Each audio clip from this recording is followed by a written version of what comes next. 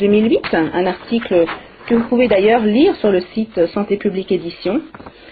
La source de cet article, c'était ça, les cahiers techniques numéro 205, l'alimentation des circuits d'éclairage, rédigé par deux ingénieurs de Schneider Electric, Jacques Cheneck et Marc Vernet, qui expliquaient, dessin à l'appui, comment fonctionne le ballast électronique de ces ampoules qui sont en fait des mini-usines d'éclairage. Des mini-usines qui émettent donc des basses fréquences, des radiofréquences et contiennent du mercure.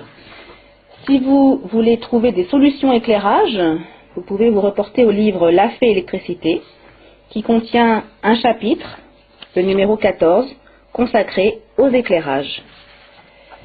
Cela vous permettra d'éviter de grands problèmes. Quel genre de problème? Eh bien, pour conclure, permettez-moi de vous livrer deux informations. J'avais effectué en 2001 un voyage de presse en Guadeloupe, qui avait donné lieu à la publication d'un article, dans lequel j'avais écrit « EDF et l'ADEME ont engagé conjointement, au début des années 90, une opération de grande envergure sur les lampes basse consommation.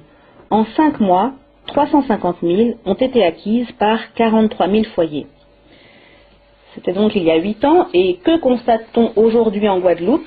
Une information donnée par le magazine Alternative Santé de janvier 2009. Eh bien, en Guadeloupe, il y a actuellement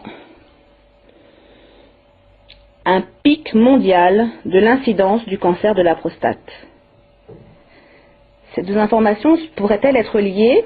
Eh bien, permettez-moi d'en faire l'hypothèse et de vous suggérer de ne pas utiliser ces ampoules basse consommation.